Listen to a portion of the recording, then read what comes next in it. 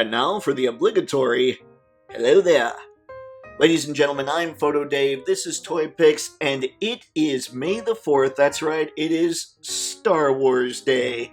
And in celebration of Star Wars Day, I'm just gonna sit back in this video, and I'm gonna appreciate my Star Wars action figures for what they are. I'm gonna be talking about them and as far as what's good about them for photography, what's not so good about them for photography, what I dig, what I don't dig, things that maybe if you watch and you check out what I'm saying about each figure might help you decide, man, maybe that thing would be cool to get and take some photos of. So, if you're into that and just some dude on the interwebs enjoying his stuff, then keep watching this. And let's get started.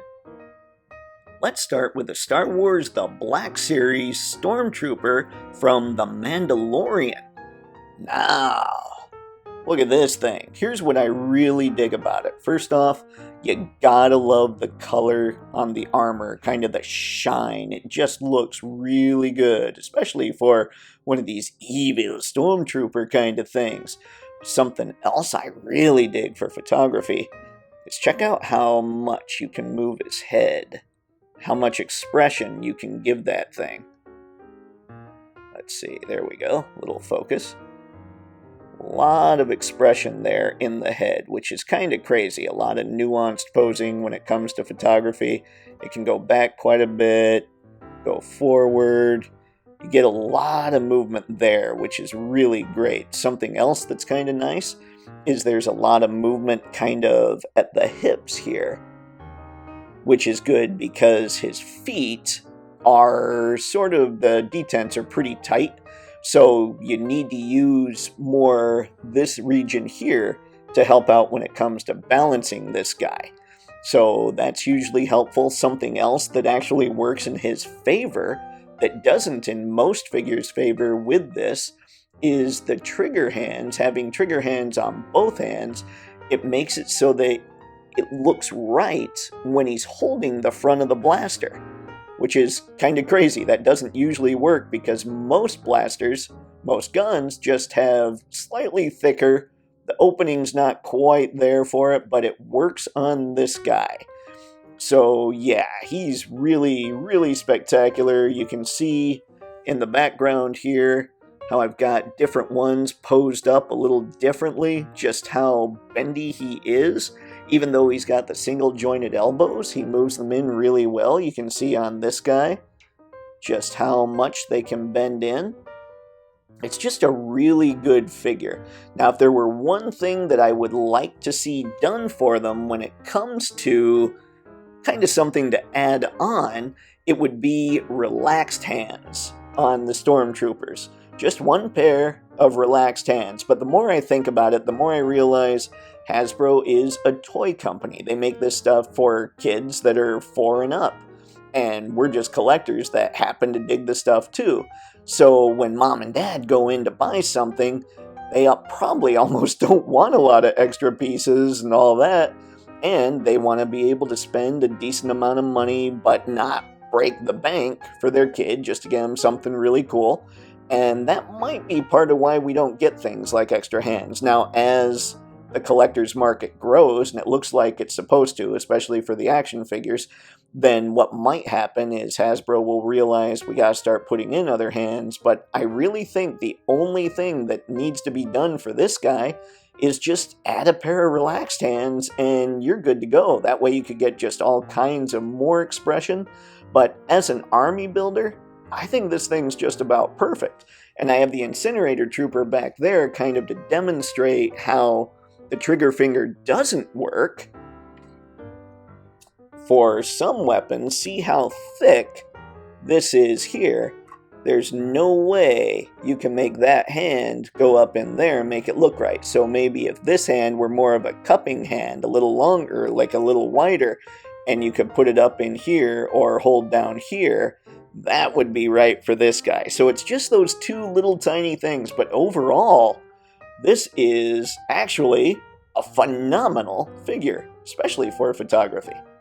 And now we're checking out the Mafex Boba Fetts. So, what do I love about these things when it comes to figure photography? Well, they look the part more than any other Boba Fett that's been released, at least that I can tell. They have tons of that movement up here, which is key when you don't actually have a face, but tons of head movement. It's just nice. I mean, look at all that. Just all kinds, which gives you the attitude, which gives you whatever nuanced look you need. I mean, it's fantastic, and it happens on both of them. So that's why I'm basically just showing off the Empire Strikes Back one. And it looks the part. It moves pretty well. The kind of paint that they use as far as the shine and the matte and everything, it's just perfect. Mafex crushes it with comic figures, but these are the only Star Wars figures I have from Mafex. And I also have to say, when we're looking at some cons here, these are some of those earlier Mafex figures, so they're a little blocky, they don't feel quite as well articulated, and one thing that really does hurt this figure, and the other one, is not only is this plastic, this cape, but it's kind of a stiff plastic, probably in part because of the backpack, but really it doesn't do much. And I got a reissue one, so this part always falls down. So I got to be careful on that. See, you just saw it happen again. But overall, they're pretty good. That thing, though, that does bug me as far as movement when it comes to these. So when I'm talking about loving Mafex, I do. I love their comic figures and all that. But if I had gotten Boba and had never gotten another Mafex figure, I might not have ever gotten another Mafex figure if I'd gotten this one. Because like I said, he looks the part, but he just doesn't move well. However, that would all be solved if this part here weren't solid.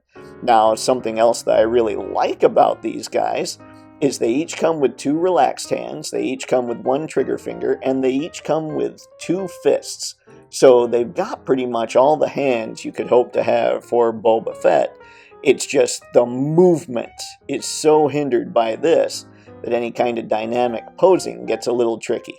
But you can do the whole where he's got the gun. Well, where he's got the gun. Ha. See there, I popped out the hand too. That can be a little frustrating. Dope. Anyway, I like Boba Fett. I do think he's good. Would I say he's a strong Mafex release? No, I would say he's the best looking when it comes to the Boba Fett figures.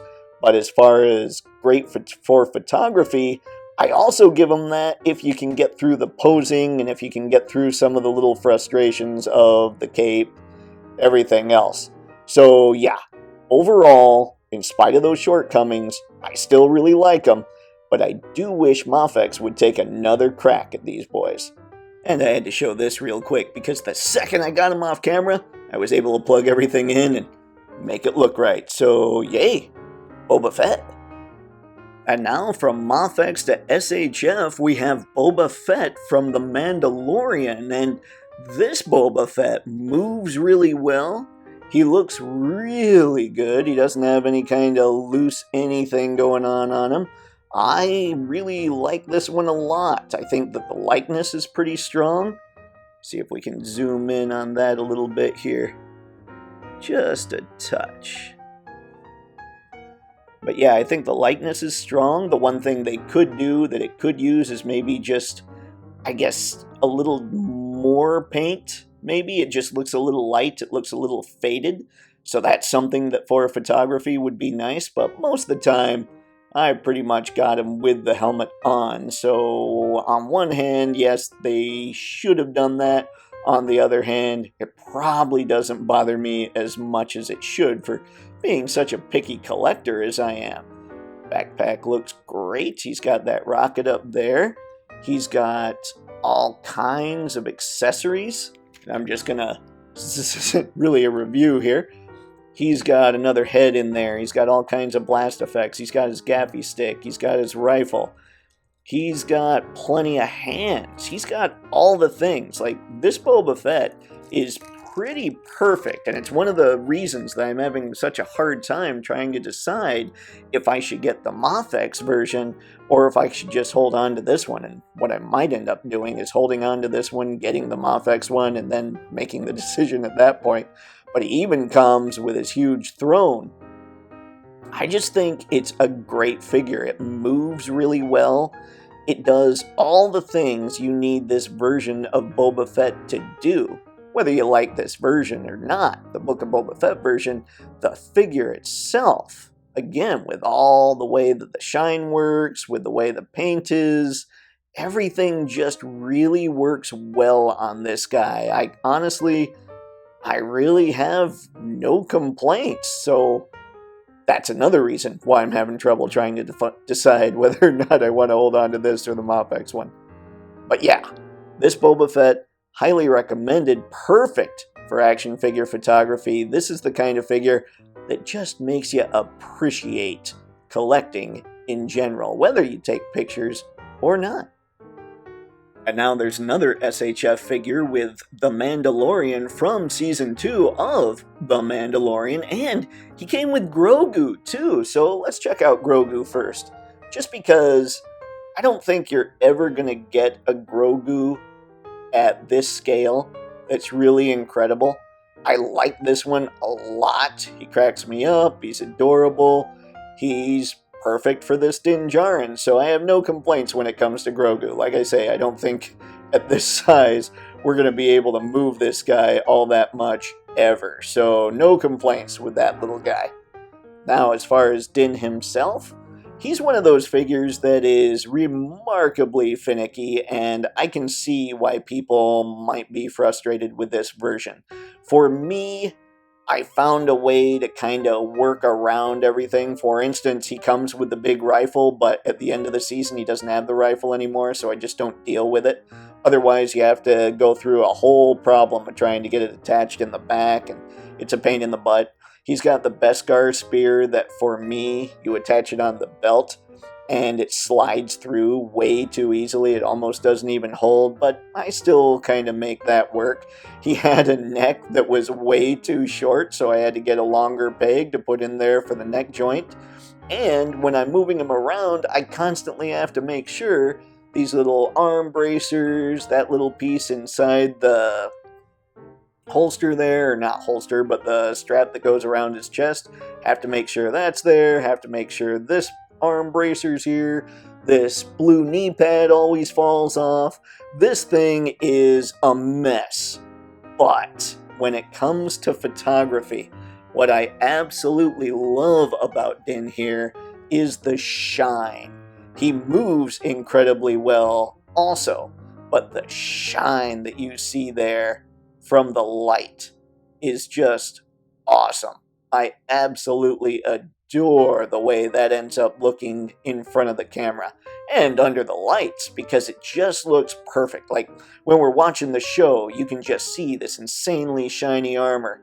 And with Din Djarin, with this particular one, he's got that shiny armor. Like I say, he moves really well, but he's insanely finicky. For me, like I said, I figured out the workaround. I love using this figure, but I can absolutely see why people would not want him because of all those things I mentioned. And he's another one that I'm looking at thinking, I wonder if I should give the Mafex a test drive. So we'll see what happens there. But for now, I'm really happy with this one, if for no other reason, the fact that he moves well and he's got the perfect shine. Oh, and let's not leave out all the stuff he comes with, including Pedro Pascal head. The likeness isn't terrible. I wish it were a little better, but this is Mando, so he almost never has that on anyway. He's got all kinds of hands, he's got his rifle in there, his spear, the little thingy that goes around his shoulder to hold on to Grogu, which is kind of cool. You can pop Grogu's head off and plug it into the top of that, the thingy, because I know words. He's got the little whistler things. Wow, I'm really fumbling hard here when it comes to Mando, but yeah, tons of stuff, tons of accessories. I really like this figure. And now we're gonna go on to a figure that I can use my words much better for.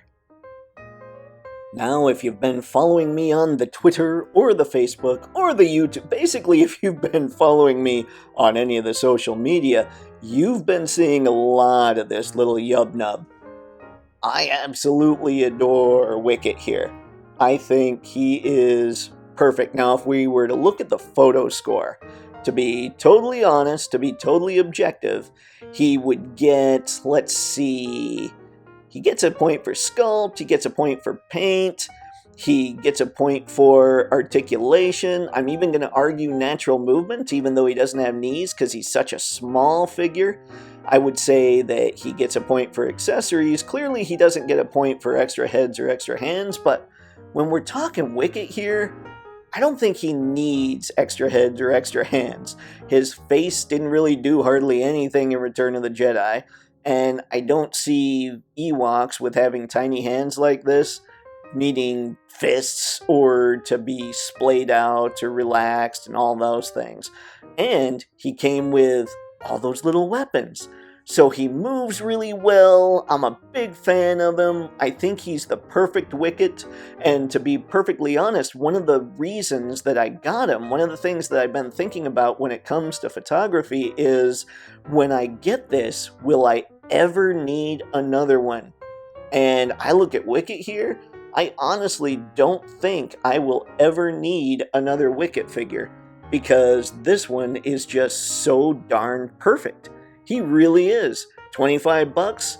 Nope. But, again, that's only 25 bucks, and I never have to buy another Wicket. So you can kind of take that how you want to take it. But yeah, this little yub-nub, to me, well worth the money. And to my photos, I'm really digging him. And now we have, for my money anyway, the absolute best Luke Skywalker action figure that's ever been done at this scale. Look at this thing. It's glorious. That likeness is probably the best Hamill likeness that's ever been done at this size. It's remarkable. I love that he's got the swinging lightsaber effect. The articulation is great. The way the paint is done is perfect. He's got the really shiny boots, the shiny glove, the shiny belt. Everything else is more matted and toned down. Looks good. The hair's a little shiny, but I kind of get past that just because the likeness is so good. But if you don't like that, well, that's something to consider, I suppose. But he moves so well. Everything about this figure is great. Like, I don't see me ever getting rid of this Luke Skywalker. And something that I really like about him is you can pop off that moving lightsaber and you can plug on instead, you can see it there, just the normal lightsaber, which is awesome. You can also just plug off both lightsabers, insert that little piece that you see at the bottom of the bag there, and make it so that it can just hang on his belt. Just cool attention to detail that SHF pulled off there. And I'm a fan. Whew, that got a little bright, didn't it? But I just think it looks really, really good. The way that they did this is just, it's pretty much perfect. And something else that I really dig is, if you're a Force wielder, you should be able to have hands that make it look like that. And he's got one on his left, and he's got one for his right, if I can maneuver this properly. But yeah, I mean, that's really awesome. I just love that he's got those options. So, with everything I've said that I like, what don't I like about Luke here? It is his cloak. This thing is horrible to work with. I don't know if it's that the wire on the inside is just too stiff or too tight, but if you try and do anything along the bottom of it, it just drags it from wherever and messes with it all over the place. Like, you can never get a perfect shape. The hood piece, that lays on him pretty well, but the cloak itself, like going down behind him and everything, the part that almost has the cape appearance, it's just not good. So that's what's bad when it comes to photographing this guy. You can try, and sometimes I can make it work, but overall it's a pain in the butt. Now, something else that I do need to call this out, just because even though it really has nothing to do with the figure and more to do with the packaging. This was marketed as a Mandalorian Luke Skywalker, and he is very clearly in his Jedi gear here. So, like from Return of the Jedi, I mean, obviously he's in his Jedi gear, but yeah, that's something to keep in mind, I suppose, but that's only if you want to collect something and keep it in the box. And this Luke, you should never keep this Luke in the box. This thing is absolutely wonderful, and when it comes to photos, I love shooting this figure. And last, but certainly not least, is this Return of the Jedi Darth Vader from SH Figuarts. You can't have the Skywalker saga without the main Skywalker here, even if that name no longer has any meaning for him. This Vader is probably the best Vader out there right now for my money. He's got all kinds of hand options, including, as you can see here, a Force-wielding hand, which is perfect when you are indeed a Force user. He's got the lightsaber that can attach to his belt there, which is very cool. You can also pull that off and use this lightsaber instead. It's not even, what's cool about this lightsaber is it's the whole lightsaber. You don't have to do any kind of plugging in or unplugging or anything like that. It's just the whole deal. Then you've got his head in there. You've got just tons of hands. This is the Anakin Skywalker head from the Return of the Jedi. This is a complete Vader. He's also got like a forearm in there for when Luke slices off his hand.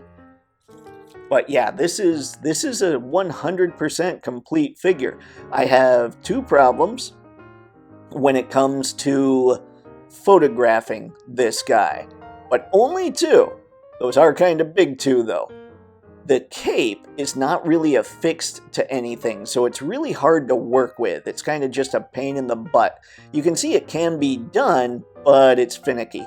The other thing, and probably the biggest thing, is that this is plastic instead of cloth, because it completely limits what you can do with Vader's legs. Now, Vader, when he was like this, wasn't necessarily the most acrobatic guy out there, so it doesn't bother me hugely, but it would still be nice to have that option. But yeah, this is probably my favorite Star Wars figure in the whole collection, which is kind of crazy, really, when you consider the limitations. But aside from those, he just seems perfect. The articulation's great. He moves like you would expect Vader to move. He's got just enough head movement to be all right, even if we're kind of losing that in the darkness. There we go, a little better. But yeah, this is just one of those absolutely incredible figures that if you have the chance to get, you might want to grab him, because, like I said, man, you can't have Star Wars without this guy, and this guy is the absolute perfect version, at least in my opinion. And ladies and gentlemen, that's what I've got on my thoughts on my Star Wars action figure collection. Now do me a favor and comment below and let me know which figures I talked about do you have, and do you agree with my assessment? But more importantly, comment below with whichever Star Wars action figures you have in your collection that you love taking pictures of that I don't have in mine, because maybe I want them in mine. Yeah, that's right. It was all about yours truly. Now, as always, thank you very much for taking the time to check out the video. I always appreciate it because I know just how valuable time is. And with that said, have fun, happy snapping, may the 4th be with you, and see ya.